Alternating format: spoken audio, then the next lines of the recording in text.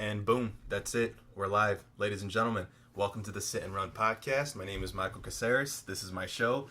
Ladies and gentlemen, please welcome the very talented singer, songwriter, actor, lead vocalist for the Modern Mad, Giovanni Simone. I am he. What's up, man? He is I. How's it going, man? Dude, thank you so much for welcoming me into your house. Oh, man. Dude, we've been trying to do this for a little while now. It has. It's been a minute, man. We've been trying to do this for a little while. As soon as I found out you were singing in a band, it's like, dude, gotta check out the music. We gotta get this thing promoted, man. Dude, I appreciate it. Of course, man. I appreciate it, of man. course. I mean, what do we got here? We got Blurry Eye, man. Man. Dope ass song, man. Dope ass song. I appreciate it. We just we finished releasing it. It was probably last week, and then we wanted to give it some time, doctor it up, like check some things, the mastering, the mixing, and all that, and then 2 days ago was the big day, man. We dropped it. Heck yeah, man. Let's do some shout outs. We got JoJo, right? We got so yeah, to my band, we got JoJo on the drums, we got Michael on the bass, we got Nick June on guitar. All great guys. Love those guys. I'm so happy to be doing what I do with those guys. Yeah, man. I watched the interview. All seem like a bunch of good dudes. Well, yeah, man. How'd you guys meet? How did that happen? So this was JoJo and Nick were kind of the startup guys. So Nick was like, okay, I want to start a rock band kind of in the vein of like Zeppelin and all this stuff, because he's, guitar player, really, really loves Zeppelin. So then he found JoJo, I think, online somehow. Craigslist, I want to say. Yeah. Cool. And they kind of got their start up. They met some other guy who played bass, and then he ended up having to leave. So they put up some flyers at Citrus, of course. And cool. Hell yeah. Yeah.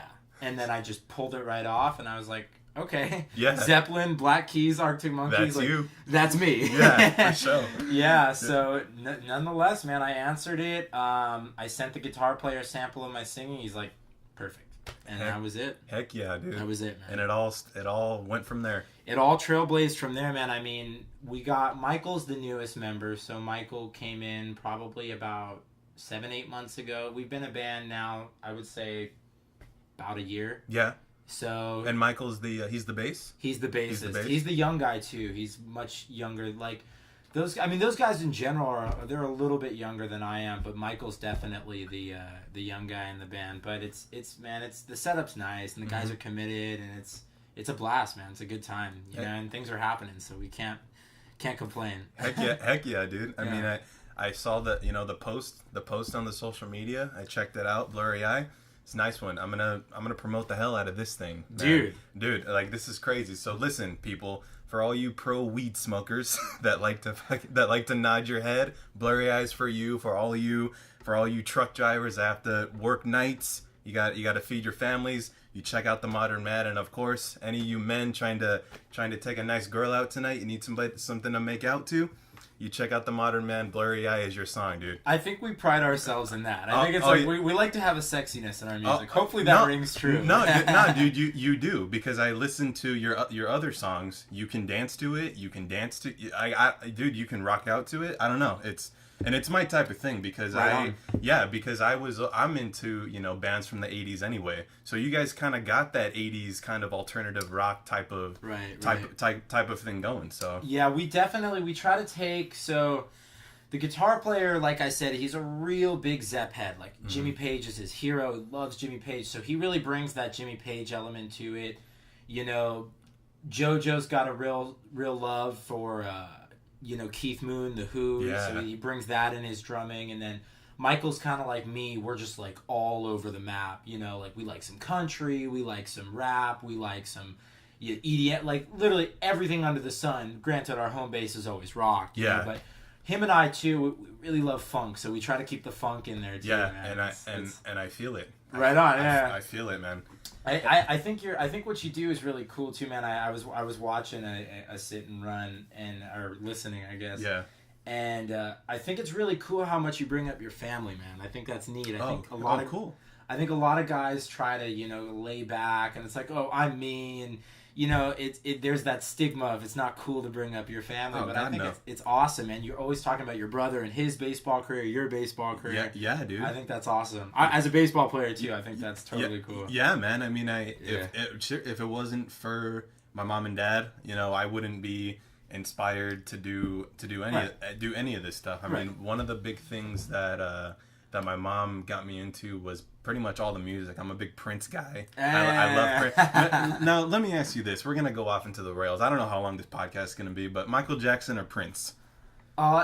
I feel like so many people make that comparison, and it's just the most unfair comparison to make. I understand, bro. But you gotta tell me, Prince or Michael Jackson? Because I'm Prince all the way. And while you're thinking about it, let me tell you why.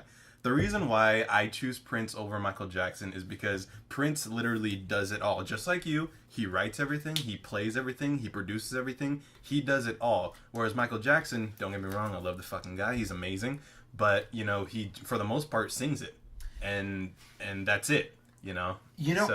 I had heard something, though, and I don't remember if it was an article or if it was somebody telling me about it, but Michael Jackson does play a few instruments. He wasn't obviously as involved, I think, as Prince was, but I do know he plays a few instruments. Did, rest in peace to both of them. That's crazy, isn't it? It is. That's crazy, isn't it? I mean, oh my gosh, man. I feel like you get to a certain level of success, and man, it's beautiful. It's like you're amazingly, wildly successful beyond your dreams. But man, there's a psyche that goes behind that not everybody can handle. And I mean, when you think about Michael Jackson especially, and don't get me wrong, Prince has a massive impact on the world, and he's Prince, but yeah. I don't know if there's too many artists that have reached the peak that I would say Michael Jackson, the Beatles, for sure, heck yeah, and maybe Elvis. Those three, like it was like it switched. Yeah. It like changed the world. It changed the world, yeah. man. And it did. And so, with that said, man, I think in my personal experiences, as much as I love Prince, I found myself listening to more Michael Jackson. No, but you gotta. But let me at least put it chronologically for you. When I was a kid throughout my life, it's been mostly Michael Jackson. But I would say of the last 4 to 5 years, it's been Prince. Okay, cool. It's been Prince. So you grew into. I'm feeling like wine, which maybe I'm going with the purplish red theme. Yeah. As I've matured and gotten older, I have leaned towards Prince for sure. Yeah, man. Yeah. I appreciate the guitar playing, man. The vault of fucking songs, dude. I don't know where Prince gets. I mean, nobody. I mean, talk about a guy who does literally everything. It's crazy. I don't. I mean, it's obscene, is what it is. Yeah, and I'm a freak, dude. I got 50 of his songs on my phone right now, and I know like at least 1 or 2 songs from every single album. My god! I mean, man. I mean, I love the guy. Is he your number one? Like your go-to? Yeah, he's my go-to. Third Eye Blind is another go-to. Oh, nice. Let's see here. Beatles was a go-to for a little while, of course. Yeah, everybody has. Yeah, I mean, everyone went through a Beatles phase. Everyone went through a Metallica phase. And even right now, I'm getting a lot more into rap because when I was in middle school, that was when my dad introduced me to NWA. So that's a good introduction. Yeah. When I was in middle school, NWA was, and people looked at me like I was weird. Where the fuck's this guy? Where is he? Why does he listen to that shit? And then they make Straight Outta Compton, and it's like, yeah, motherfuckers. I was listening to that my whole life. Yeah, like when everybody was like not really paying attention to that and paying attention to Kanye, like I was listening to NWA. Yeah, man. Hey, man, I got a lot of love for Kanye too. I think he's a great artist. I tried, man. It didn't work. I don't know what it is. There's no debating music. There's no arguing music. I mean, it's like I feel cliche as I sit there looking at guitars on my bed. You have guitars on your bed. Dope room, by the way. It's all hers, though. It's all hers. Yeah. I mean, you got the Elvis. No. But for the listeners, it's manly. There's my girlfriend's stuff's not in the room. There's pictures of cool stuff, guy stuff. You got Dean on the wall, we're chilling. You're right. We got James. We got Elvis. You got the Dodger hat. I have a TV. That's mine. You're not 100% whipped with this woman. Oh my god. Hey, we're gonna have another one. Right. We're gonna have another one. Oh god. Yeah. Too bad we can't mention the beer that we're drinking because we're not sponsored by anything on this fucking podcast. Literally. Beer? Yeah, what? Water? That's what I'm saying. Beer? What kind of water do you drink? 7-Eleven, Arrowhead, Dasani. Oh You can't mention anything on this thing, man. Like I was talking to what the heck? I was talking to another buddy of mine on a last podcast. He's a soccer coach. He's like a soccer trainer. Oh wow! So we talked about everything. We're like, we like the Adidas, we like the Nike, we like everything. Right. And I had to shout out to the world, we are not sponsored by any of this. Wow. Yeah, man, because I don't trust anybody. You know, you can't. I mean, you can't. You can't because. I mean, for all we know, people are gonna go hit up like The Feeling and Blurry Eye and be like, "Oh, where did these guys get their music from?" So there's people out there that are looking for ways to bring people down. Oh, dude, you know it's me and it's funny because like within the band, you know, me and the guitar player, we write, you know, like it's been cool. As I said in the interview, it's been really cool having like the bassist and the drummer. You know, they've been throwing in their input and having some really good ideas. With the songwriting, but predominantly it's me and the guitar player. Sometimes in this room, or usually outside, on the patio. But man, we copyrighted our stuff immediately. It's like we wrote the song, copyrighted, and it's not cheap, dude. Like you have to have to copyright everything because man, you never know who's gonna try and screw you over. You never know who's gonna go, oh, well, I wrote that. I wrote something. It's like, no, you fucking didn't. Yeah, I know. And I'm sure as doing what you do, dude, it's like. Oh yeah, dude. I mean, when I write, hold on. This is actually a good question for people in 2017. How do you write? And I mean literally. You do pen to paper or do you type? I do pen to paper. Thank God, man. There's still more of us out there. Hey, I am an old. I feel like sometimes I'm like Tommy Chong, like stuck in a young person's body. I feel that way too. Oh man, why me and you weren't in '88? It's beyond me, dude. Oh man, I feel like I am an old man placed in a young man's body for sure, man. I appreciate. What has come before for sure, and that's not to say that you don't love the technology or what's happening now, but I mean, everybody has proclivity toward things that they like, man, and I think probably like yourself, we just kind of have more of a proclivity to things that have happened already, and it's not to say that it's outdated, it's just we love the 70s, the 80s, the 60s. Yeah, dude. It's just that's where and it's at. The only truly time, it's like school for me. The only truly time I am typing it out is when I take my pen, my red marker, I go through my jokes, and I say, all right, take that out, and then I go type it in. Right. So it's kind of like I still use it, but I'd rather be in the moment, writing down my feelings. Whatever. It's interactive. Yeah. I mean. And you think more when you write.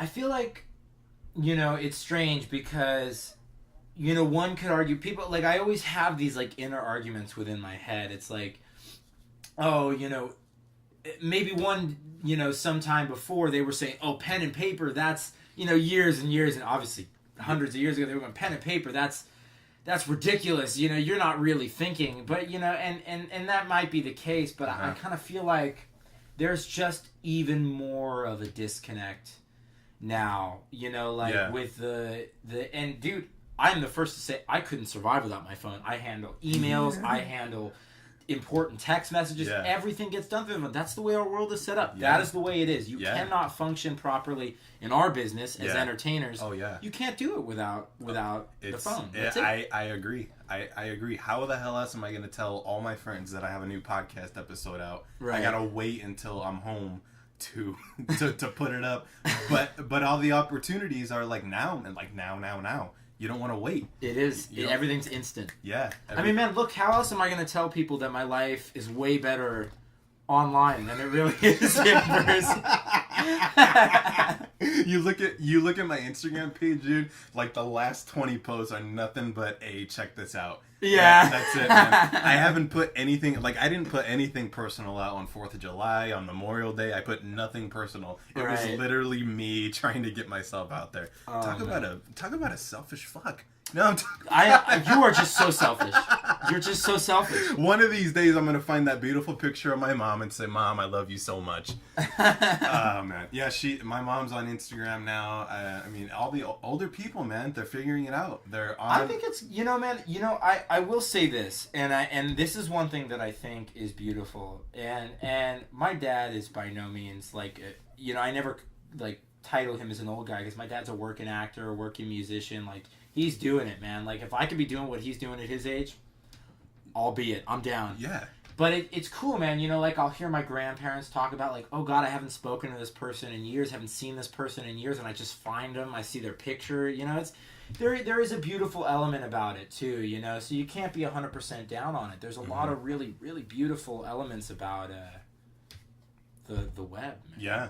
And a lot of not so beautiful, but there's a lot of great stuff too. Heck no. Let's start plugging this song again, man. Let's start plugging this song. What do you got going? The Modern Mad, man. The Modern Mad. Okay, so this is crazy, man. The docket. You're like touring. You're like doing. You're like all over the place, man. Yeah, man. So Hawaii was a good time. So then the big thing we got coming up, man, is Warped Tour, Vans Warped Tour. Mm-hmm. Heard about that, yeah. That's going to be a really big deal for us, man. We're, it was through, oddly enough, a common connection in a sense is Citrus College. One really great professor there, his name's Alan Waddington. He's a drummer, he's multi-instrumentalist. He's a really awesome guy. Mm-hmm. He's kind of served as a mentor. He's been a teacher of mine at Citrus, and then that aside, he's been a mentor for the band. Mm-hmm. And so he's got a close relationship with Kevin Lyman, who is the founder of Warped Tour. Oh, cool. And so he was there. Kevin Lyman was at school one day, and Alan was telling us about it, and we were like, we got to say something to him. Yeah. Like we're young, hungry guys in a band. Like, we got to say something to him. Yeah. So my guitar player and I, demo in hand, were like shaking because we're like, oh man, we gotta talk to Kevin Lyman. Yeah. And so we did it. I went up, and I think it was just like, you just do it. I walked up to him. I said, Mr. Lyman, we love what you do. We love Vans Warped Tour. We're huge fans. Look, it's a long shot. This was like an EP we made at this studio right down the street. And it was like, look, here's 2 of our songs. Let us know what you think. And then, dude, like out of nowhere, I was like, we're playing tonight at Old Town Pub in Pasadena. Dude. Yeah. And now that I think about it, I think it was the next night we played. And I was like, look, you're probably crazy busy, but it's in Pasadena, Old Town. He's like, yeah, I know Old Town Pub. I live right in Altadena. We were like, dude. We were like, oh my God. He's like, yeah, I'm not doing anything. I'll swing by. We were like, oh my God. Dude, this is it. We were so stoked, man. So he came out to the show, and he really liked the band. He said he wanted to get one of our songs recorded at Citrus, which we're still kind of semi-working on. We're trying to finesse that because the studio they have there is state-of-the-art. It's beautiful. Oh, yeah. Modern Mad is like down here, unfortunately, with what they have going on Citrus. They just had Manilow, man. I mean, Barry Manilow's really? You know that? No, yeah, I didn't know that. Citrus had Barry Manilow come through to help promote Melissa Manchester, that's a whole other ordeal. I mean, she's great too. It's like all these awesome big names. But yeah, man, he came out to the show, liked us, said, oh, we'll get the song recorded, and then next thing you know, we're in a battle of the bands to be on Warped Tour, dude. And then we won that, and then wow, dude, here we are, man. That's crazy. It is, man. It's crazy. It's like we're like, and we're not to say that we're not grateful, because we're absolutely grateful, but we're not settled, man. It's like we're hungry. It's like we want. Oh, we're Vans Warped Tour. Yep. What's next? Like, get on it. That's how you have to be, man. Yeah, I mean, it's a lot of people. It's a job. It's a job. Absolutely. Here's the way I think about it. If you don't wake up every day thinking about what as an artist, as an entertainer, if you don't wake up every day thinking about how I can get better, it's not for you. Yeah, it's not for you. Don't do it. Yeah. I mean, I woke up this morning and I was like, man, I gotta write some jokes. You know what I mean? Like, man. Like, I woke up and I was just like, all right, I gotta read a script. I gotta do something. You know what I mean? Something that will open up my mind and get me better as an actor, where I can, just read new material and try to figure out. You got to do the homework. So, before we finish talk, I want to ask you something. Sure. Don't remind me, because I'm very curious about the stand-up process. I've never found myself. I don't really see myself doing it, but I have a lot of questions about it because it's so fucking cool. It's so fucking hard. You just go up there and it's just you. But before we get to that, yes, we have Warped Tour. Mm-hmm. We have a few, we probably have 7 gigs lined up before the month ends, man. It's crazy. But yeah, man. So we got some gigs coming up. We got Warped Tour. We got the new single, man, Blurry Eye. So Blurry Eye is a trippy song, man. Blurry Eye, I don't know what it is, man, but I liked it. I liked it. I was like, all right. No, because I see you put yourself out there, and me, I don't know if I'm being a dick, but I don't check it out. Right. It's like, all right, I know my boy's doing some shit. Doing That's his it. Thing, right. But I don't know what it was. I saw Blurry Eye and I was like, all right, I'm interested in interviewing this guy. I haven't even done my research, so I did. And it's a good song, man. I appreciate that, man. Yeah, song. We're hoping, the big thing for us, man, is we're just trying to spread the word, dude. We're trying to get people, because our issue is we don't ever fear, we feel like we have a lot of confidence when people hear us, man. They'll like what they hear. Mm-hmm. For us, it's promoting it, man. It's if you don't have a giant fan base, dude, you got to make it happen. You got to promote. Pay the money for the social networks to promote your stuff. It's a grind, man. Yeah. It's a fucking grind. Are you guys doing some old school shit? Are you printing out papers and putting them all over? We do, man. We have business cards. I do. We have business cards, that dude. Dude, that nobody does that anymore. That is some next level shit. No, I need to get business cards. I'm on some visionary shit. That's what I'm saying, man, because nobody puts posters of themselves on the trees anymore. Nobody does that, but you never know. You don't know who's gonna see it, man, and if it looks good enough, somebody's gonna pick it up, man. Yeah, that's so business cards, dude. We're so especially we're all so hungry, dude. Mm-hmm. So we're okay, we can go to this event and hand things out, and just we're hungry, man. We just want to get it out. That's how you do it. I'll go to comedy clubs and talk to people. You have to. You have to. You can't fully depend on social media. You have to get out there. You have to go to comedy. You have to go to fucking concerts, and because you never know, that guy might be a producer. That guy might have something to do with stand up. So you have to open up I'm studying theater at this place. I also act. I also do this.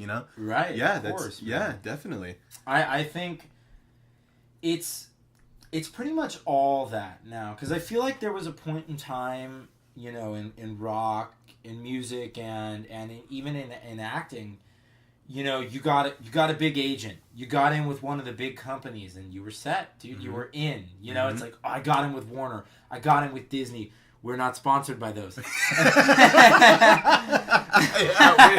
are not sponsored by YouTube or HBO. We are sponsored by nothing other than ourselves. Yeah, go fuck yourselves. All you people that are listening to the Set and Run podcast, thank you. But you people that are trying to take me down, go fuck yourselves. Oh my God. All right, here we go, baby. So you got in with Warner. You got in. Yeah, man. You got in with the big name companies. Yeah. And you were solid, man. I feel like now it's you gotta make it happen yourself, dude. A guy that I'm sure you've seen that I'm loving his show right now, Aziz Ansari. He does Master of None. Dude, I never got into the show. I feel like you especially would appreciate it. Heck yeah, dude. You'll love it. I see it on Netflix, and I'm always tempted to watch it. I just never clicked on it. Click it. No, okay. Because I did the same thing. I was on the way back. I was on the plane ride back from Hawaii, and I was going, man, I've already watched my shark documentary. Fun fact, I love sharks. Giovanni Simone loves sharks. I'm so into that. When I was out there in Hawaii, I went cage diving with sharks, and I was like, wow. Jesus, this is so cool. Fuck yeah, dude. But that, yeah, man. And it's I was on the plane ride back, and I'm like, yeah, everybody's telling me about it. My bassist is telling me about it. My good friends telling me about it. All right, fuck it, I'm gonna watch it. Yeah. So I watched it. I was like, this is so relatable. It's in the nuances, man. It's like in the smallest, slightest things he touches on things that maybe are not theatrical enough, you know, and he's making it work, and it's so cool. I think in a way that's the way that media and art, and it's like there's this sense of realism that it's like, let's touch on things that would just normally never be theatrical enough to make your traditional cool. And I feel like Master of None really touches on that. So moving back to that, this guy writes it, directs it, puts it on. I mean, it's like that's the way things are now. So this guy does it all then? He does it all, man. I mean, granted, he's got people helping him put it on. Yeah, for sure. Of course. For sure. But like in his stand-up, he's hilarious. He's hilarious. He's hilarious. He's hilarious. So the Master, I gotta look into that show then. Watch it, man. Yeah, definitely. You'll enjoy it. Heck yeah. But so yeah, man, we're startup, man. We're right at the beat. I can't even say we've been a band for a year. This unit has been a band for about 7 months. And stuff's happening, man. So it's like, we're hungry, dude. Yeah. We're hungry. We just want to keep pushing, man. And we're humble. You know, we love who have come before. We love who's around us now. We got nothing but respect and love for everyone. So it's just like, man, we're hungry, and we're gonna keep pushing until it's our time, and we know our time's gonna come, man. We know, yeah, man. And you got to keep that attitude, because it's not easy. It is not fucking easy. I mean, and that's one of the reasons why I feel like I wanted to interview you, because I feel like when it comes to this entertainment business, you're positive about it. So like you're positive about it. So that's why, like, when it comes to me being in touch with people who are getting into this, I have to be around people like you, right? Because if I'm around someone who's like a downer, or somebody who's just like, oh, like I jaded, like you know, like someone who's like, man, how come that's not happening to me? You know what I mean? Like, how come that guy make it? That guy's shitty. You know what I mean? You know, I can attribute that to. And I don't say this, you know, I say this in the most humble way possible. My entire family's in the business, man. I mean, like, my dad is a working actor. He's been in just recently in a Groupon commercial. What's his name? Dean Simone. Dean Simone? Yeah, that's the actor name, man. And that's a sick ass name, by the way. It's a cool name. Dean Simone. It sounds so regal. He's like that's a tough name. When people see Dean Simone, they don't want to see their resume. They don't want to see the headshots. They just want to look at him just because of his name. That's what type of name that is. I'll give him a shout out, man. That's like, if I'm a casting director, I'm like, I don't know this guy, but he has a cool name. Hey, Dean. You know what I mean? That's what type of name that is. Yeah, man. I mean, like, he was in a Groupon commercial. He's done work with Mickey Rourke. He was really close with John Voight for a long time. Dude, that's awesome. And then, dude, for my grandfather, you know, he just recently passed. It was a really, really sad thing. Not my dad's dad, my mom's dad. He was a performer and a booking agent for Disney for over 35 years, over at Disneyland. Dude, that's awesome. But back in the day, man, he was in New Jersey doing you know, the big band circuit. Frankie Valli came on stage with him once. Frankie Valli. Dude, my family, my mom's done stuff. I mean, dude, my family is mired in it. So with that said, man, I have a lot of people who have a lot of insight on it, and they all say one thing. It's like, you gotta be like a boat in the water, man. It's like, sometimes you're gonna sink and sometimes you're gonna like rise, man. And it's just, you gotta be even keeled with it all. You gotta be like, this is as it's supposed to be, and it's all gonna happen for me as it's supposed to be. And like you said, oh, why did it happen for this person, not for me? You know, one of the early things as an entertainer that my family always told me is, another person's success has absolutely nothing to do with your success. It has nothing to do with it. That person's going to have their success, and that's their path. And I mean, some people don't want to believe in fate or the odds or God or whatever you want to believe in. I personally believe that things happen for a reason. I do. I think that things happen for an absolute reason. And if that guy got that part over me, or that band got that slot over me, that's how it was supposed to happen, and my time's going to come, and I'm never going to stop believing that my time's going to come, and it'll come, and it'll happen. That's why. And I'm sure you believe the same exact thing. As as fucking hard it is for me to admit that, dude, you have to be that way. You have to. Yeah, man. You'll sink otherwise. Yeah. Otherwise, there's no point, because there's times when you're bitter. Of course. Yeah, man. There's times when, when you're just saying, fuck that. That's human nature. Yeah, it's human nature. But if you are good at waking up the next day and saying, all right, I struck out. That's, fucking, we got another at bat. You know what I mean? That's the way I think about it. 1 for 3 is a 300 batting average. Yeah, that's what I'm saying, man. That's what I'm saying. So I know I'm being interviewed, but I have to know. Give it to me, man. I have to know. Interview me on my own show. Man. So stand-up comedy. Mm-hmm.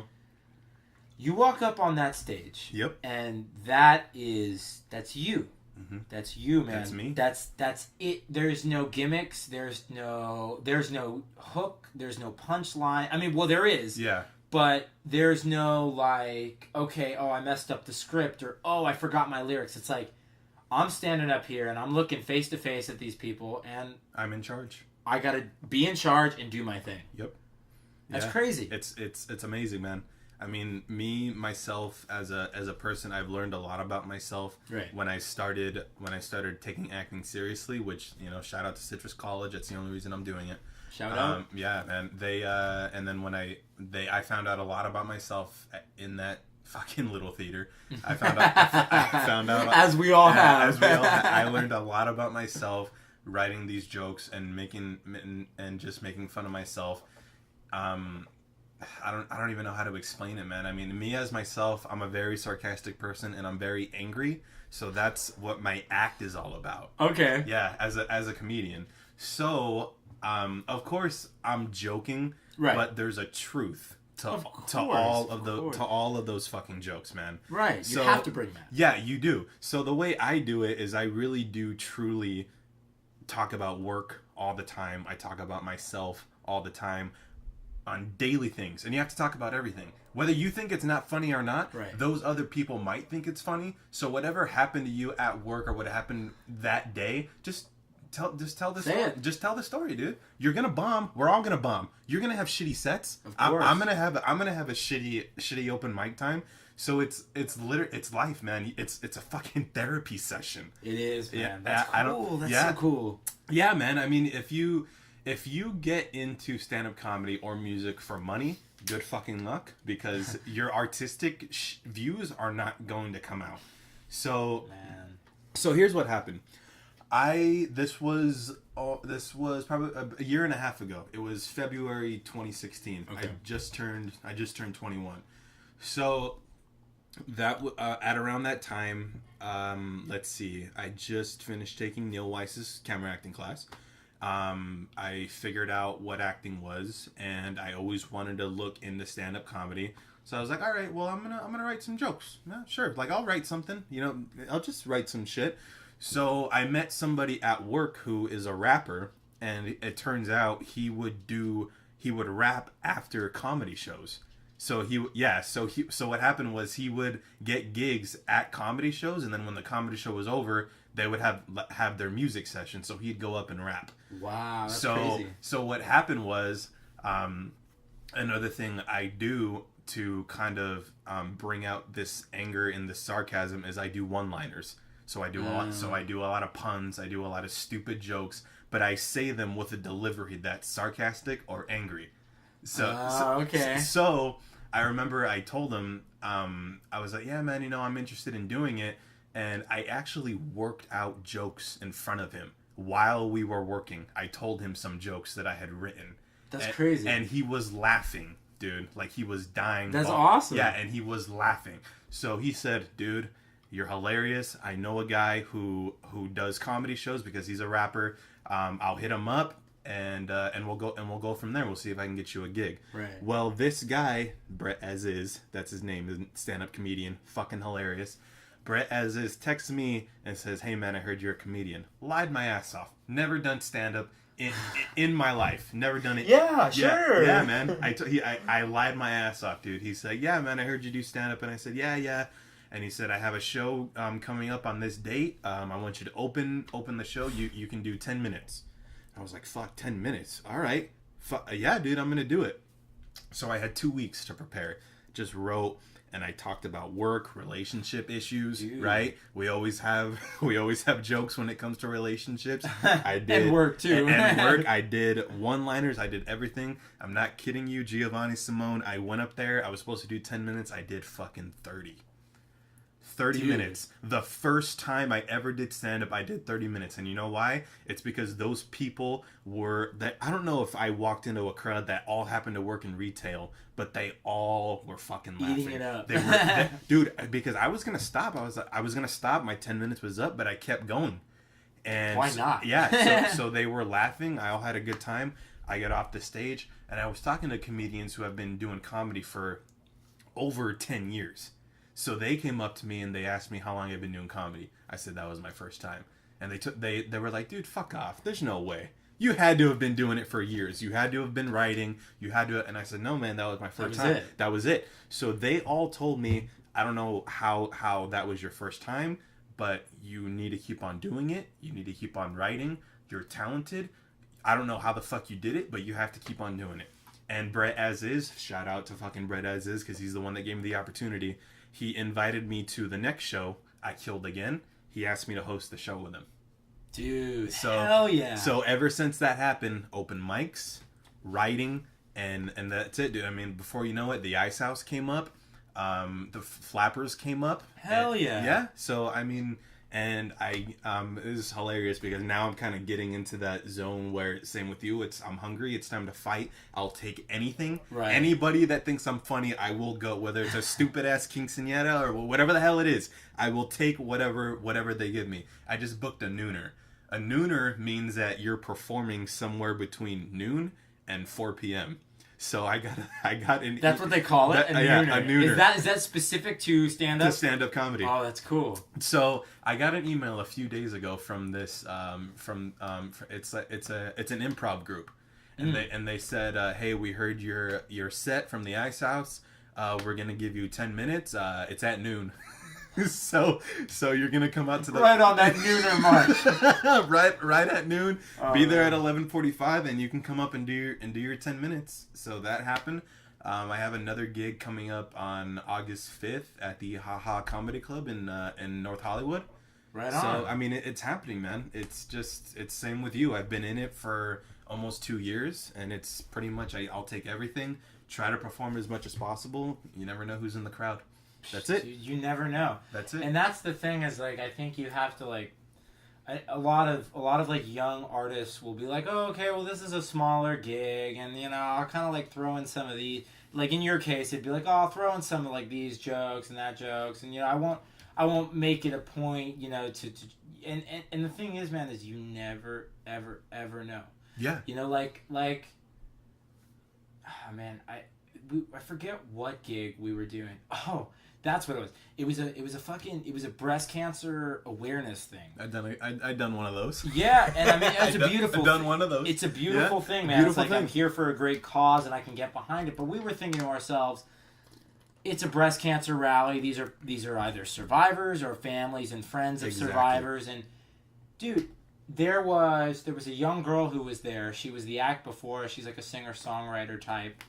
There was this guy who represents her, who's represented all kinds of like big people. Yeah. And came up and talked to us after and was like getting our information stuff. It's like, we stepped into this thinking we were going to see no one. And like, this guy had represented all these people. It's like, you never know, man. That's what I'm saying. That's a funny story because this was actually, I had just started out. I was doing stand-up for like 6 months.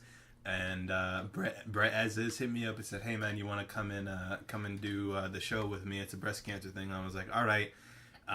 Did my one-liner set, dude, and I bombed. Oh, they weren't having it? We're not having it. And man. And it's the worst feeling in the world. Oh, dude, I know. When you're in front of when you're in front of a bunch of drunken people that don't understand you. Oh man, it's crazy. So they were drunk at a breast cancer. Oh yeah, man. This was like a big old thing, man. For somebody. I think you know what? It was somebody that just passed away. So that it was more like, it was a celebration of life before. It was a breast cancer awareness thing, you know. That's cool. Yeah, and it was a big old Mexican family. All right. So, big old. So of course they got to bring all their friends in, all their cousins in, all their everything. Yeah, man. I bombed. Was it like they were not laughing, or you could just tell they were kind of like. A lot of, you know what? I looked at the faces of some people, and they were just like, I don't know. They were just giving me that face, like who the fuck's this guy? I don't know what he's talking about, man. Like it's like this guy's supposed to be funny, right? Like I don't know what's going on. This is a buzzkill. Like they looked confused, man. They looked like they looked confused. So yeah, that was that's funny. Yeah, breast cancer awareness. Dude, I feel like if anybody says they don't have a story like that, they're fucking lying. Because we did a show. It was this place out in Fullerton, and man, there was like a total of like 3 people in the bar. And yep. And it was like the bartender was just so angry and mad at life. Yep. And it was just like yo, we're just here to play music. Yeah, like, dude. Like we have a beer ticket. You don't have to be so angry about our beer ticket. I know. We're the band. It's just a beer ticket. I know, dude. These fucking people, man. It's crazy. Did you ever work in retail? I did. As my first job was retail. Yeah, it is my first job, and it still is my first job. Where do you work? I work at Lowe's. We are not sponsored by fucking Lowe's. I work in the garden department. Oh, and I feel like that would not be a bad job. No, dude. Don't get me wrong. I love my job. Right. The money's good. I drive forklifts. I drive the reach. So Did you have to get certified for all that? I had to get certified for all that. Wow. Yeah. So the basic retail stuff, you got to make sure you bring everything forward, zone, fold, whatever the fuck you got to do. Make it look good for the customers. So I really do truly love working there. I really do. Right. But I've lost faith in people, in customers, in people. Humanity. Yeah, I have, man. I have. It's like, dude, why are you so angry all the time? You know what I mean? Like, I think I'm an angry person. You know what I mean? Like, I think I'm a dick. There's a whole new world of anger. That's what I'm saying, dude. Like, I'm sarcastic. I'm bitter. I hate my life. You know what I mean? But no, these people hate their lives. These people are mad. These people, dude. And I don't know, man. I happen to get people on their worst days sometimes, man. And they just, yeah. And I get so insecure and so like, I'm like, dude, like, didn't you have a dad? You know, like, man. Like I get so like, dude, man. like, dude, like, who raised you that way, man? Like, why? Oh, you know? man. Yeah, man. I feel that. I like, you know, it's funny. My first, because I work it right now. I mean, I'm hesitant to say I work there because now, like, at this point, I barely work there. I mean, I work there maybe 2-3 times a month, but it's Mimi's Cafe. I heard of that place. Yeah, it's family joint. It's cool. We are not sponsored by Mimi's Cafe. Hey, they got any open mics there? Dude, I've actually pitched that. The guy he was our general manager. Now he works in, he's like the district guy, so he's even above that. I've told him, I was like, you know, man, if you handed me a guitar and we just did like one night where I played for like 45 minutes, this restaurant would pop. Granted, that's a little ambitious of me, but I don't regret it. No, I'll still tell him it. No, man, you don't. Jason, if you're listening to this, I still want to do it. No, dude. But I mean, yeah, that's what it is. And are you a waiter? I'm a server. You're a server, yeah. But you know, man. I got into this this has been my job now for probably 3 years. And I mean, granted, in the last like year and a half, 2 years, I've been making most of my money, like music. I sing covers, or the band does make money. We're fortunate that we find venues that pay us, you know, and that's really rare when you have an original band, because usually you make most of your money doing cover gigs. And that is still where I make most of my money. You know, cool. I'll do like, you know, gigs, either weddings or events and stuff like that. Actually, through somebody also, Gino Munoz at Citrus College. He really, like, he's a kind of a foster parent for a lot of musicians. You know, he'll shoot you gigs, he'll help you out. So shout out to Gino. He really does a great job. Heck yeah, dude. But yeah, I make most of my money playing music. But that aside, going back to the straight job topic, for a good while I was at Mimi's, and you come across some characters serving, man. You come across some characters, and they really come out when they're dining with their families. It's like you get some people who are like, oh, like that's how you act. Okay, yeah, cool. No, yeah, dude. But, and see, here's the thing. Of course, I bitch about it, and I complain about it. But later that day, I get inspiration from these people. That's where the jokes come from. You have to, man. And that's what's beautiful about stand-up is you can just like copy and paste what you just experienced and then go do that shit that night. And it's even more a beautiful thing because I do it for acting as well. Like the way these fucking people walk, the way these people shake. Like Sherry has us observe people. Oh yeah, dude, yeah. And that was a cool thing that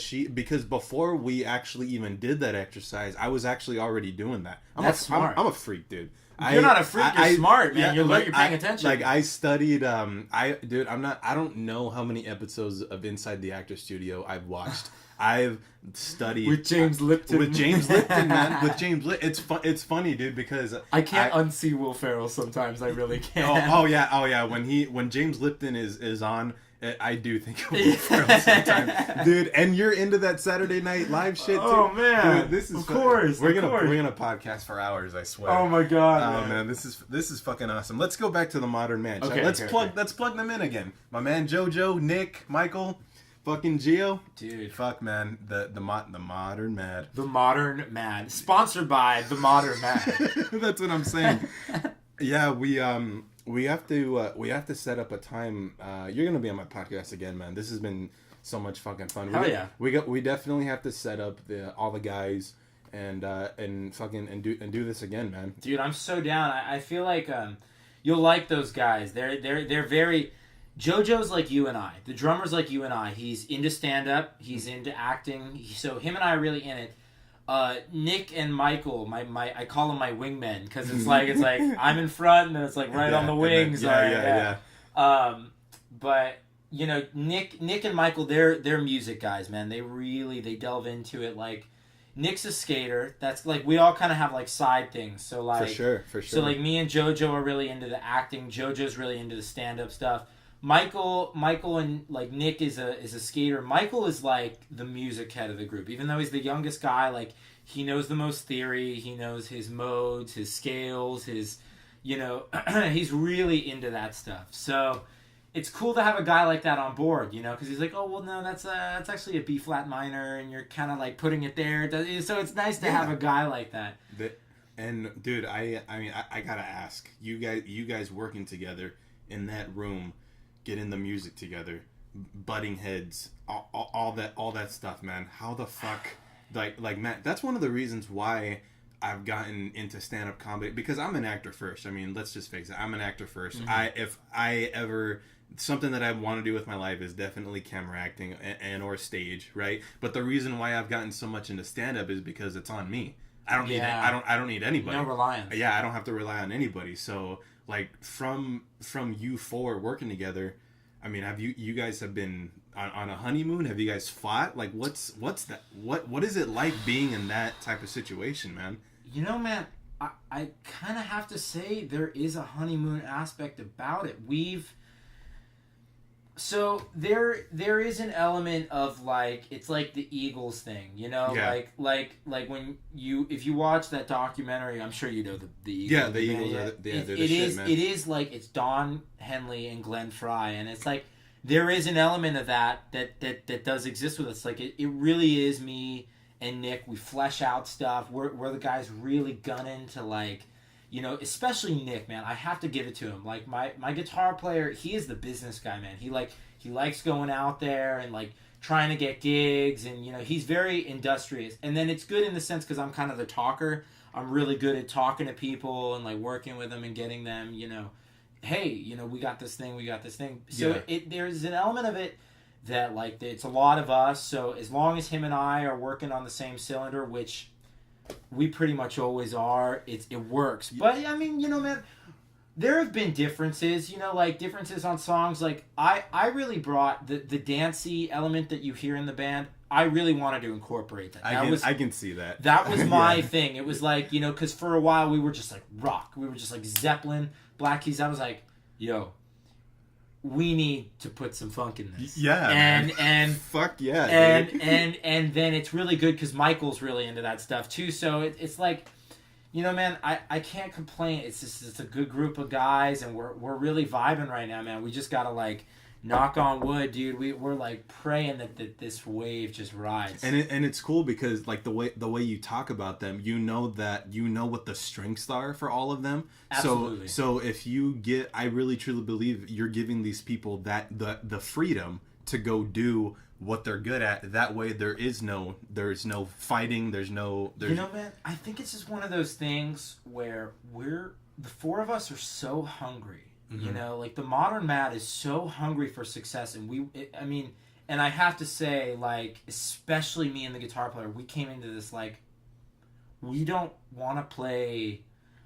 You know, we're not one of those guys where it's like, I just want to play my music, man, and I don't care where I play. You know, as long as it's it's like, we understand that you have to make some adjustments to make yourself marketable. We understand that. Definitely. It's like, we want success, man. We don't want to work 9 to 5 for the rest of our lives. Heck yeah, dude. And I think the both of us grew up with this sense, and I think you get it. In fact, I know you get it.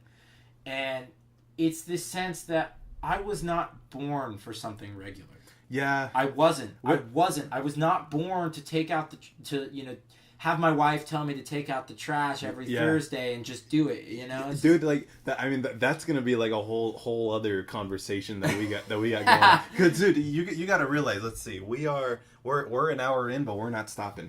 No, man, I'm chilling. Yeah, dude, we're good. So let's go back from the beginning, shall we? Okay. Yeah, man. Let's do it. Yeah, man. Where were you born? I was born in Northridge, California. Heck yeah. I was born in Northridge, California, and then I was brought home to Hollywood, California. My parents lived out. My dad was doing NYPD Blue at the time. He had done 2 or 3 episodes of that. So I was a Hollywood baby. And what's your mother's name? My mom's name's Renee. She's Renee Simone. And what does she do? She's right now currently she's actually in North Carolina right now. She's spending some time with a friend. But she's like kind of like one of those people where it's like she's jumped from job to job. Oh, cool. She's always been consistent with 2 things though. She's always been doing the arts. Yeah. And she's always been like so she's an actress too. She is. Wow. She was doing stuff at Disney when she was maybe even a little bit. I think you and I are both 22. She was. Yeah, I'm 22. Yeah. Yeah, same. Mm-hmm. She was doing some Disney stuff from the time she was like 18 to 21. She was doing cool. Work. Obviously, her dad helped her dad being there. But yeah, you know, that's pretty cool. So this is where you're gonna trip out. Yeah. So, my mom and my dad were in a band together called Warsaw Cocktail, and they were a late 80s. It was like alt punk, so it was like happening. Fuck yeah! It was happening at the same time as like Jane's Addiction was just about to happen. Dude, I'm getting good. You know that you know that live concert of Jane Says. Dude, dude, Perry. The bass guitar, right? Not Perry. Dave Navarro. Yeah. Dave Navarro used to roadie for their shows, dude. Wow, man. Yeah. That's fucking crazy. That was Dave Navarro. When my mom showed me Jane's Addiction, I was like, why the hell wasn't I born when you were born, Mom? Seriously, my mom was class of 90. Dude, you know. Yeah. So Jane's Addiction happened a little after them. So right when they were happening, dude, the fucking Chili Peppers were happening. It was the stuff. They've been to parties with the Chili. I mean, they've hung out with the Chili Peppers. They've been to parties. They were on dockets with Chili Peppers, L.A. Guns. Mm-hmm. I mean, I think they did one show where they opened on a docket that Guns N' Roses were on. I mean, it's that's fucking awesome, man. So, dude, they get it, man. And dude, tragic story, man. So they were doing it. They just got signed. My mom blew out her vocal cords, dude. My mom was the singer. My dad was a guitar player. My mom blew out the vocal cords. I was like, I was this close to being a famous baby. Fuck, I was this close. Yeah. Fuck, really? But so yeah, man. So we are Hollywood and LA people for sure. So I grew up in North Hollywood for a really good amount of time. I guess North Hollywood's not technically Hollywood, but we spent a lot of time out there. Still a fucking good time, North Hollywood, man. North Hollywood's an interesting place, man. It is, man. It is. And so, talk about meeting new people, man. Man. Talk about meeting people there. It's crazy. And so, man, I we left there. I spent some time in LA, right by the La Brea Tar Pits. And then my parents had split. My mom moved to Burbank, so I was in kind of like Hollywood film land for Burbank. I was in media land for Burbank, a long time, real long time, and then both my parents decided, okay, that's enough of this. I can easily access all the things I need to access from a place that's not so in the center of it all, you know. So we moved out to the San Gabriel Valley. I've spent the majority of my life in South Pasadena. Oh, okay. I spent about 10 years of my life there. And then I've just kind of bounced around the SGV since. Where did you go to high school? Monrovia. Oh, okay. I spent my high school years in Monrovia, California. How was their theater program over there? Dude, I spent my very last semester in drama there. I didn't even touch... I mean, I had always played guitar and sang as a side thing. Yeah. Thought about acting. Never got into acting until that semester. But dude... Much like yourself, from the time I was, and I'm not joking, from the time I was about 4 years old to the time I was 19, I was an athlete. Oh yeah, man! I played football, baseball, basketball. What were your positions for football? What'd you play? Football, I was always an arm guy. So I was a quarterback in football. Fuck yeah. I was a point guard or shooting guard in basketball, and I was a pitcher in baseball. Heck yeah, man! That's awesome. That's funny because I was a catcher. Oh, okay, okay. That's why this is so easy. Yeah. we know that relationship of like, you're gonna throw this pitch now. No, I'm not. No, you're gonna throw this pitch now. Yeah, you're gonna throw this pitch. No, and then in football I played defensive end.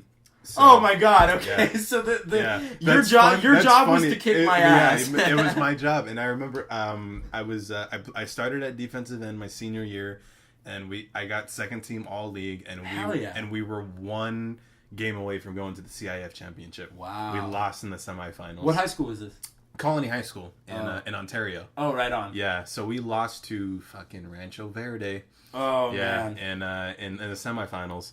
Yeah, Dude. And then baseball, I was a catcher, and then theater. When it came to theater, I started acting when I was 16. It was my junior year. Wow. Yeah. So I mean, shout out to my theater teacher at Colony High School. It was Eric Bowles. Wow. And what happened was I actually got a because the teachers actually picked the scene in high school. And and it was the fall, so it was actually during like that Christmas time, winter time type of thing. Okay. So guess what scene we did? The fucking Grinch. I played the Grinch. Hell yeah. Who did I look up to? Fucking Jim Carrey. Hell yeah. So I was doing Jim Carrey as the Grinch, dude. Dude. It was amazing. So what happened was my drama teacher pulled me aside and was like, hey, you know what, you're very talented. You should really think about doing this. We have the Laramie Project we did that in high school. Really? What else? We did Hairspray in high school. We did what else we did? So you've done that show twice? No, but see, here's the thing, bro, because I turned him down. I turned him down. He told me, it's like, look, you're talented. I want you to come out for auditions. We can try to, I can try to help you out, get some roles. Right. I want you to be part of this theater program. And I told him no because I chose football and baseball over the theater. As did I. yeah, man. Yeah. So I really, truly, same like you, I didn't start getting into it until after high school.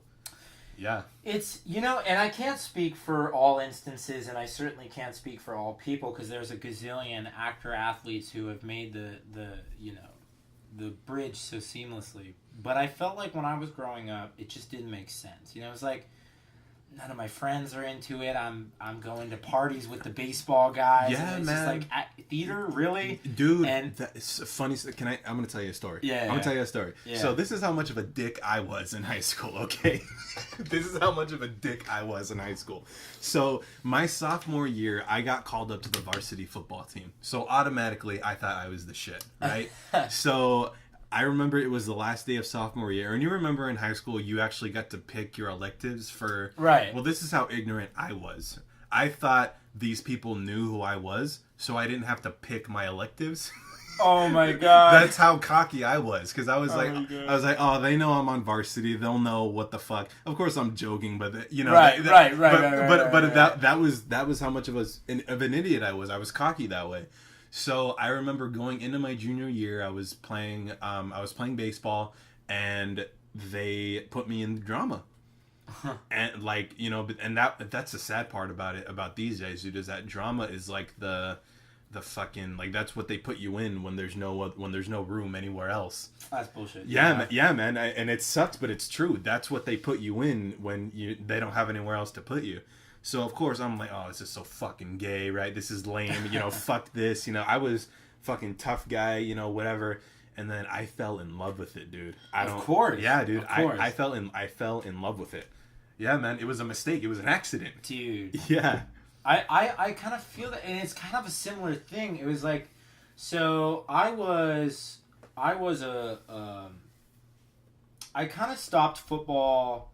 It's funny. I was like Mr. Flag football all the way up until my 8th grade year, and I was like, oh yeah, I'm ready for football. Like, I love football. Yeah. I did a year of tackle football, and I was like, yeah, I hate this. Yeah. Yeah, for sure. I was like, yeah, you know what? I just kind of wanted to throw the football and score touchdowns. I didn't know that after I threw the football, somebody lit my ass up. And so I went, okay, I like baseball and basketball better. So I played basketball all the way up until my junior year. And then I stuck with baseball all the way through because I had a proclivity as a pitcher.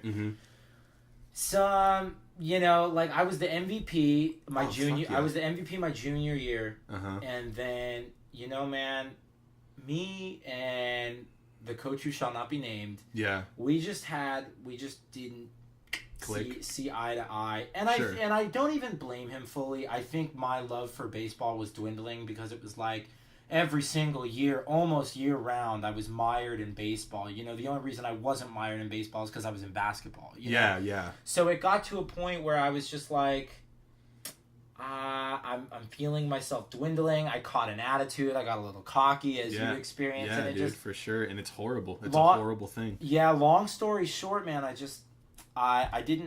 think that, you know, and there was some stuff that I thought was shady on the other end too. Yeah. But, you know, no need to get into that. Yeah. And it was just one of those things where I think the life just changed, you know, and it just and next thing you know, I found myself in a drama class, and next thing you know, man, that's what I was doing. And it was funny because that last semester I did some acting in the class.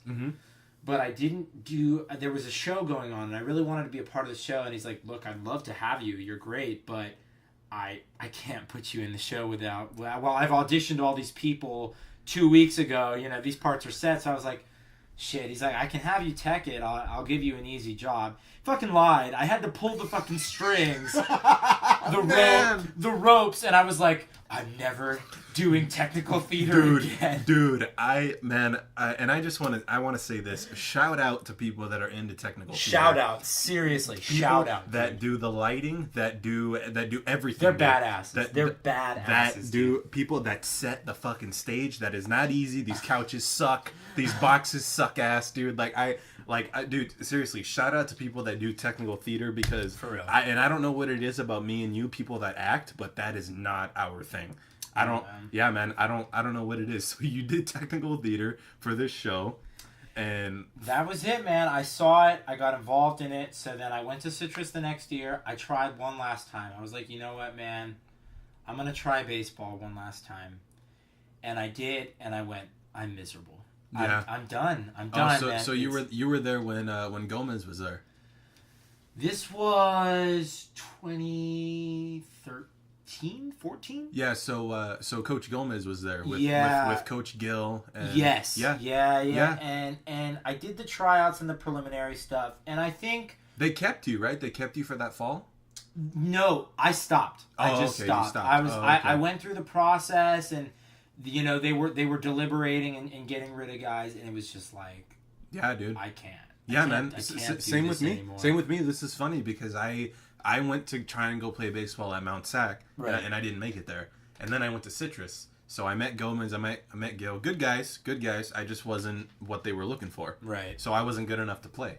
And then I went through that process too. And then that's exactly the same thing that happened. I mean, it was there was an absolute element of like, oh, I'm done. No, but I didn't. No, I make no mistake, I did not make it. I was like, I think my heart wasn't in it. It was just like, I'm just it's not there anymore. Yeah. You know, and it sucks. It sucks to let that go, doesn't it? It was hard because man. Of how amazing baseball is. It's a part of your life for years and years and years. You grew up watching The Sandlot, and it's like, I want to look up at 4th of July and during the fireworks, and I want to... Exactly, dude. Exactly. There's this whole... And I appreciate this about baseball. And granted, all the sports have a culture. But there's something like Americana about baseball that you fall in love with. It's like, oh, this is like what thousands of people do alongside me and have done before me and will continue to do. And there's this beautiful culture around it. But it just got to a point, man, where it was like... I'm done with this. Yeah. And it's hard to let it go because this has been a part of my life since I was almost an infant. Yeah, because I was 4 I was 4 when I started playing, man. It's horrible. It's horrible to let go. It was a tough thing to let go, but I think once I did, and once I really got myself, and that leads me into the next part, I got myself involved at Citrus with acting and stuff like that. Thank God, man. And it changed it, man. I was like, wow, this teacher Sherry Brown, she's awesome. She's so cool, She's such a cool person with this outlook on life that's kind of positive, and it's like live life with vigor, you know. And I appreciate it, man. I fell in love with it. I did. I don't know if you were. I'm not sure if you were at Citrus at this time. No. The very first show I did was Museum. That was with Craig. Oh, okay. You know Craig. Yeah, Craig's the shit, dude. I love that guy. Yeah, I did that with Craig, and he was directing. What did you play in? This is where we're gonna be talking, bro. This is where the meat and potatoes happen. Yeah, man. Because this is like right before we met. Right. Yeah. So you took stage acting first. Yes. With Sherry Brown. Sherry was my first introduction into it all. And then you like you guys did the same thing. You found out these crazy ass exercises. You went into scene work. You did what scene did you do? Do you remember? God, my first scene in Sherry's, no, not offhand. I'll probably remember at some point during this podcast. Yeah, we're gonna come back to that. We'll be like talking about like food, and I'll just yell it out. Yeah, exactly. Yeah. So then Museum. Well, I never heard of that play. So Museum, dude, it's funny because twice in my career at Citrus, I played a gay guy in which the role was changed from a girl to a gay guy. Oh, okay. So in that I was supposed to play. It was the character's written as a French woman. Mm-hmm. I was a gay French guy. Frenchman, yeah. And then with This Is Not What I Ordered, when I did that with Neil over the summer, I think it was the summer of like 2015 or. What was that? What was that? Because I mean, let's go back, bro. Because Neil's my guy. That's my guy. Dude. That's your guy. That's my guy. Yeah. So when did you take Neil? Like first with his camera acting? Oh, so you went into a fucking curveball of how crazy this guy was. I take that back. Mm-hmm. I did Neil's the semester right before I first acted with him. Oh, okay, cool. So you kind of had an idea of his crazy ass style and what he brought. Yeah, he's an interesting cat for sure. I love him, dude. He's an interesting cat for sure. Mm-hmm. So I did Sherry's. I did Museum. Mm-hmm. And then man, it's weird how it's all a blur. Because it really is kind of almost all a blur. But, and then from Museum, literally, dude, the last show I did was the Epiphany. Mm-hmm. The first go around of the Epiphany. Yeah. Which, I mean, by all intents and purposes, that was the 2-week show. I think they just did the Epiphany. Dude. I mean, you're part of the original cast. The OG, but man, I'm kind of sad that I didn't see that new one because I felt like there would have been so many other cool things that happened that I didn't see. But because of my work that I was doing in the music program, it was just like... we're gonna get to that. We'll get to that. Because we got a lot to cover. Heck yeah, dude. So this is how long it's been since we've hung out. Like it's been a minute. It's been a long time. So you took Neil's camera acting class, and what was your the monologue that you did? So immediately right off the bat, man, it was The Hustler. Oh, hell yeah. So immediately right off the bat, I think Neil got these real strong Paul Newman vibes from me, which is cool. Paul Newman was like a successful leading man for forever. Which is cool. I was so stoked to, to kind of have get in the sight of the recorder. Let me. Oh yeah. We're good. We got the cross. God is good. Oh shit. We dropped the recorder. Drop the mic. Drop the mic. Let's see what we got. So all the people listening to Michael's awesome podcast, Gio dropped the mic. Yeah, man. There's a Zoom recorder. It cost $100. Oh man. Nah, you're good, man. So yeah. Let's see. How's that? Is that good? Dude, I'm solid. Right, I hope that this is okay. Oh no, we're good. Okay. No, because here's the thing. Shout out to the people that are still listening to this, because we got the important stuff out of the way with your band. With my band. But this is like... Now this is the Michael Gio stuff. Yeah, dude. Now this is like... So people are like, oh, what the fuck? Because they're probably like... Because your lady's probably listening to this right now. Oh, man. Yeah, dude. So, but this is what... This is what I want to do. This is like the inside, the act. This is what I want. This is how my talk show. This is how I want my talk show. You want to know the guts. The guts. The thing that gets people going, because the outside it's boring. Like what gets you there? You know what I mean? It's that's why I love Neil so much, because he's an internal guy. Yeah. So that's why, you know. So anyway, so back to the fucking. You can grab it if you... Oh, it's all good. Okay. I spend enough time on my phone. Yeah, it's all good. So you got the fucking... what was that what's his name? The guy, the monologue you did? Paul Newman. Yeah. The shit. Hell yeah. I love that. He's a great man. He's one of my, like... For me, it's always been like James Dean's, like, I just idolize him. He's just James Dean. Him and Marlon Brando are just guys I idolize them. They're just my guys. Yeah. But Paul Newman's up there, man.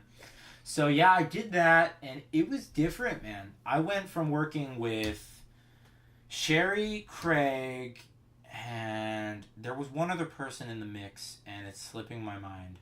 Was it a white woman? No.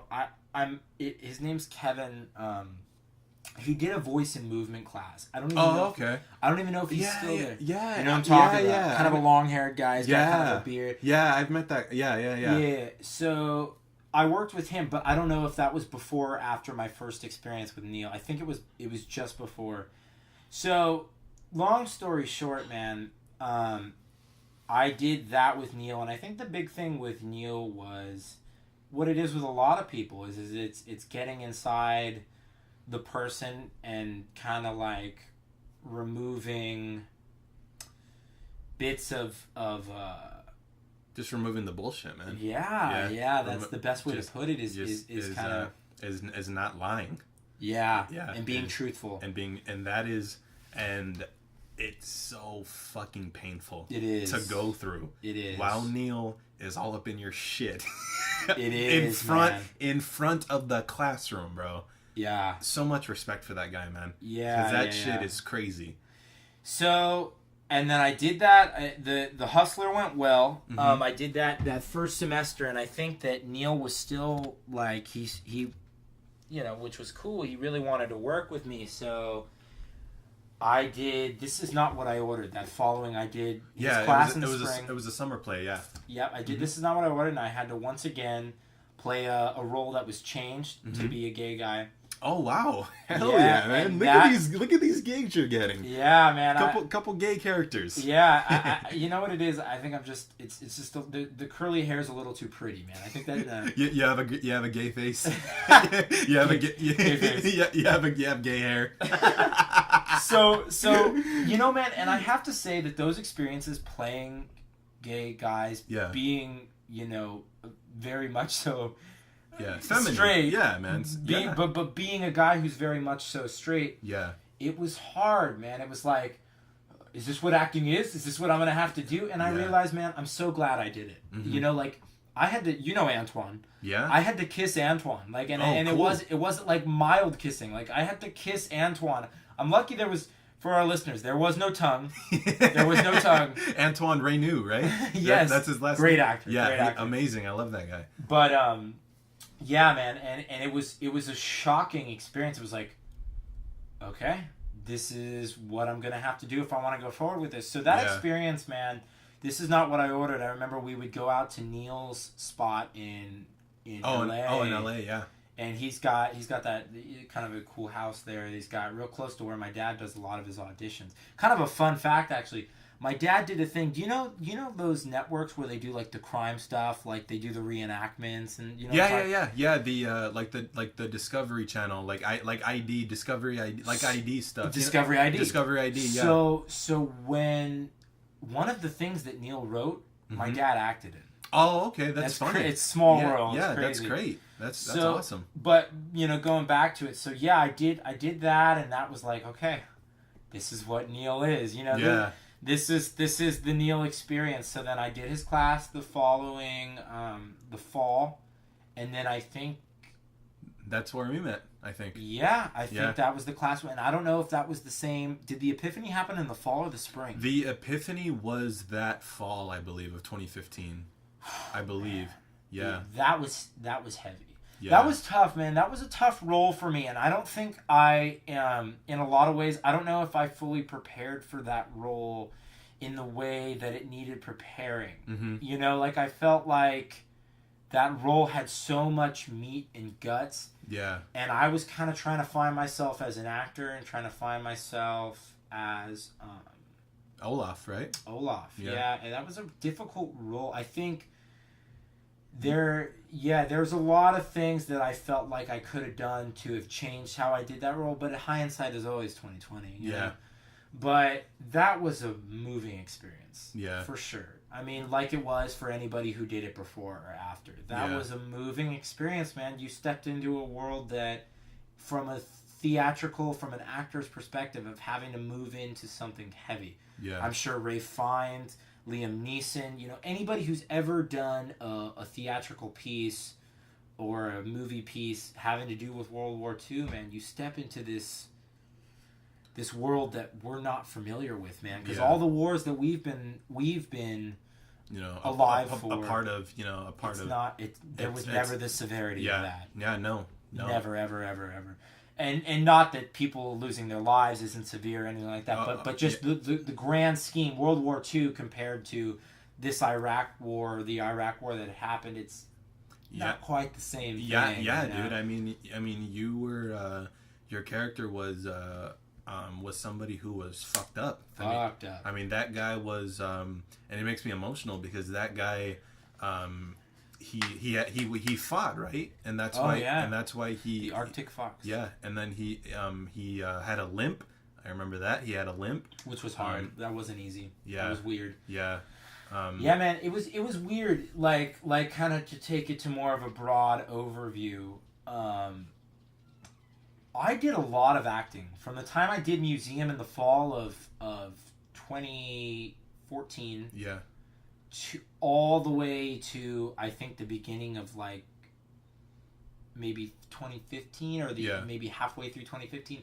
I just did a succession of plays. It was just play after play after play after play after play after play. So it was like I kind of like threw myself into these plays, kind of like, this is, I was fortunate. I was really fortunate to I never got turned down. Anything I tried out for at that school, I always got cast in, which was beautiful. I love that. I'm so grateful for that. Yeah. But I feel like now that I've moved away from it, and I do actually, oddly enough, plan, because I'm going to be finishing up my AA really soon, and kind of like you and I had talked about, before we got started. It's like, you love it, you love Citrus, but it's time to move on. I am way at my point of like, I'm ready to do my thing, especially because I already have things happening outside of it. Yeah. So it was a rapid succession, and it was a lot of stuff, and I'm excited to come back into it. I might do one more Sherry class, and then I'm gonna. I actually have an agent. I got it. Luckily, my family being in the business, it wasn't too hard to get an agent.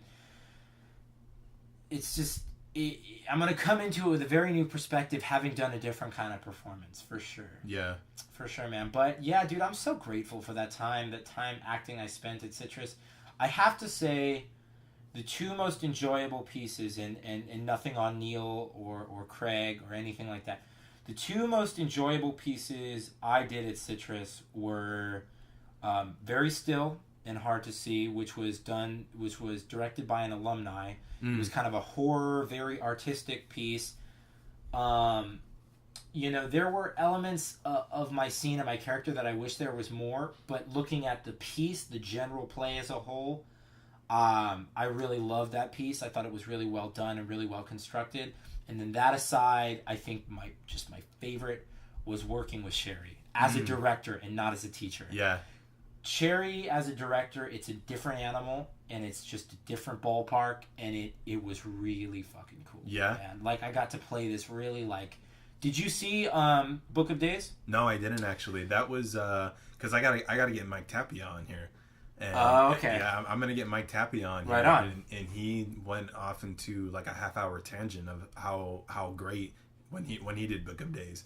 Book of Days was a fantastic experience. he talked about that play for a little while. Because you know, man, it was one of those things where it was like, Book of Days was not an action-packed piece. That's not what Book of Days was. Book of Days was like, there's plot twists and people you have to observe to kind of understand what's going on, you know. So I got a really meaty character, man. I mean, you know, spoiler alert for anybody who hasn't watched Book of Days. The Book of Days. My character, I play this like, yeah, he's like the young, suave, like Missouri guy. He was cool. He was the all-star athlete, you know.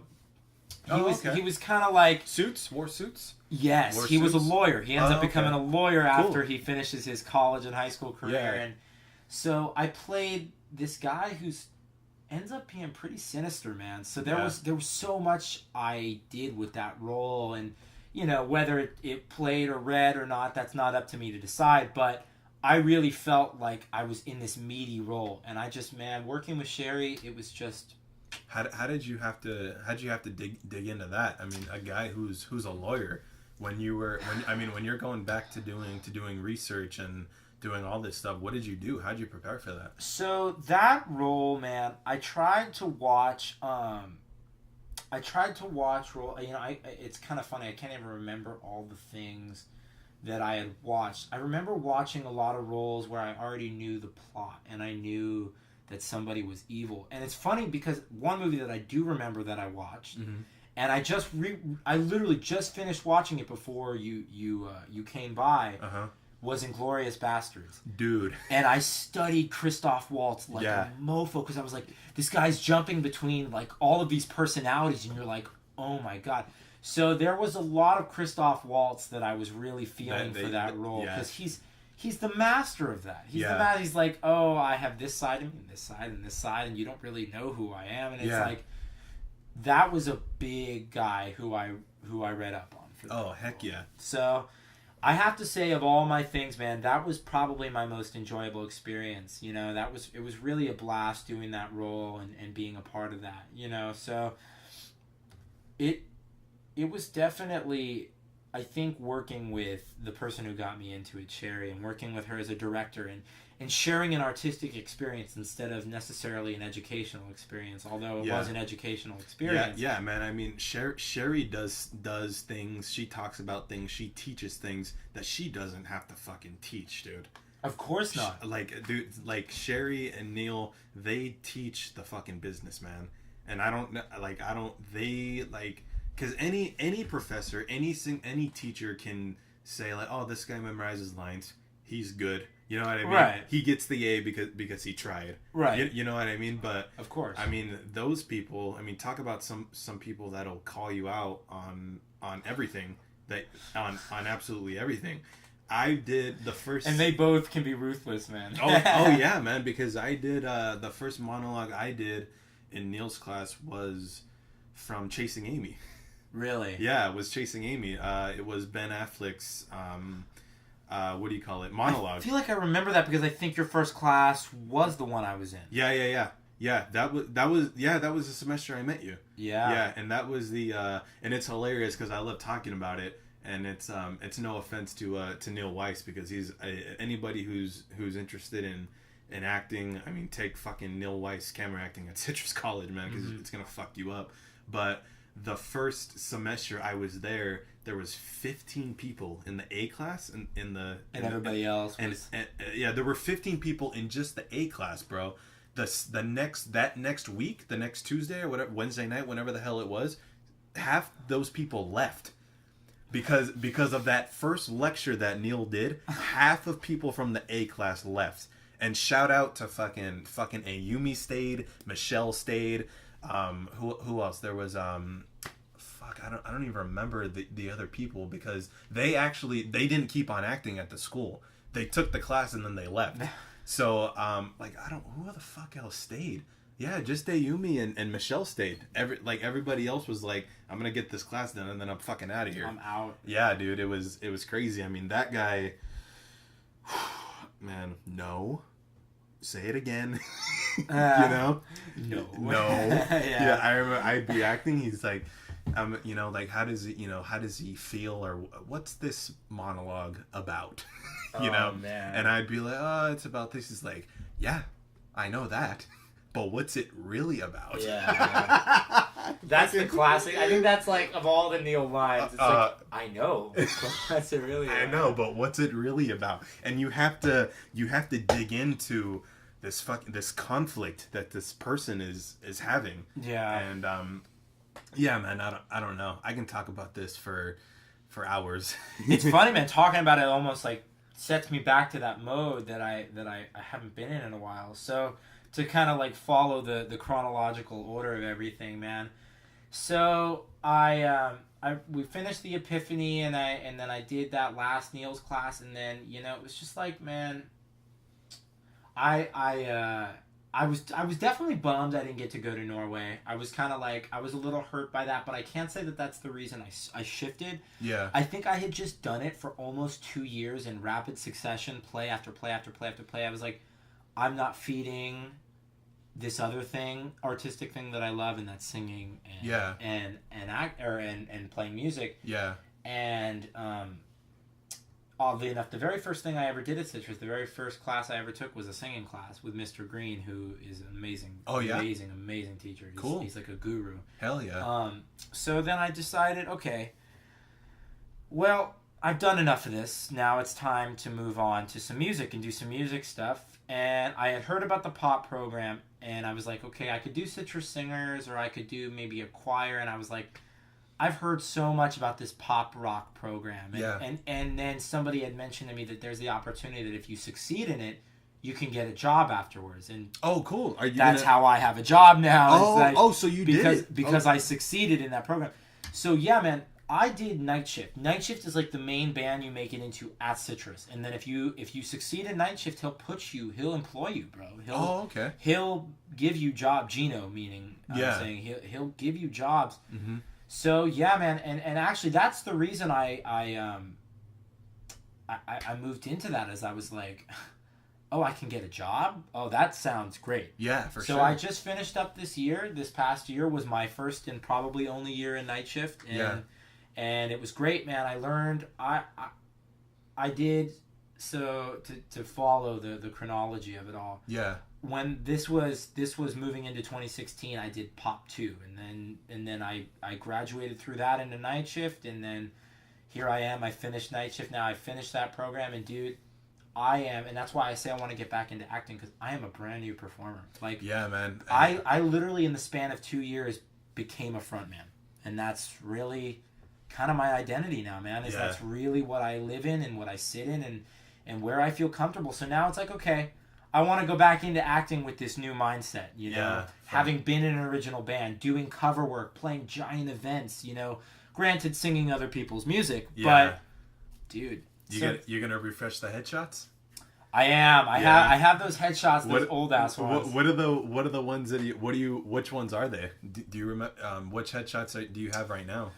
Is your hair still? Is it? Oh no, it curly? Man! I have like James Dean hair in the. I mean, dude, I'll never not have curly hair. I'm stuck with this for life. Yeah, but the headshots I use for Neil's class are headshots I actually took when I was like 18 years old. Oh, okay. And yeah, so it is time to it's time to update those. It's time to update them. So yeah, man, it's all been this chronology and this moving into music, and I have to say, only based on what I've experienced now, I've never experienced a calling like I have with being a frontman. Fuck yeah, dude. I've never experienced a calling like that. I've been standing on stage you know, like feeling the Hawaiian breeze, like come, and I mean, it happened before Hawaii, but like, you know, just an example, like the Hawaiian breeze, it's like flowing through my shirt.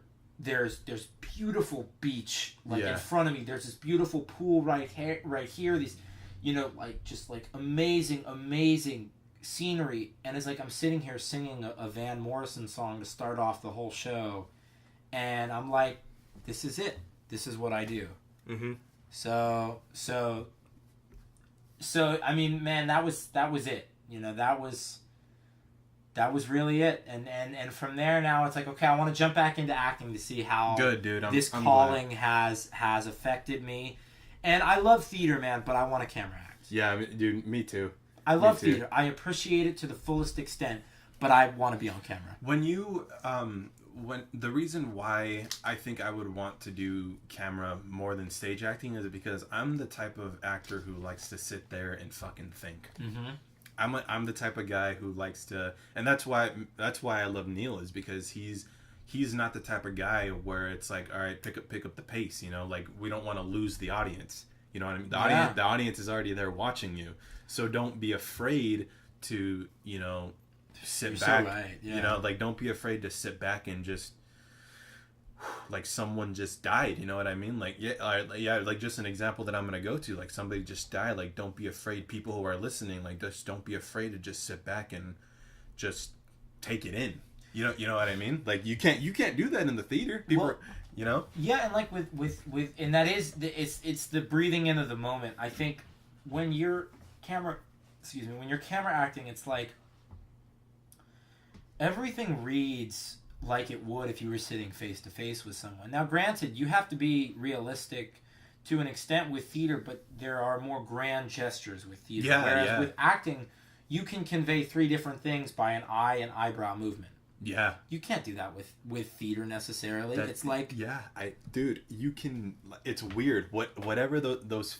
What I don't even know how to explain it, because we do this. You remember this crazy ass exercise that we do in camera acting, where you're cleaning you're folding clothes, or you're shuffling cards. You're like doing something, whatever. And while you're doing that, you're thinking about a problem that you have, and it's amazing. You're right, like the eyebrow shift, or the way your mouth goes up and down, or all in little tiny moments. Yeah, man. And people just realize it, you know, that this person is going through something.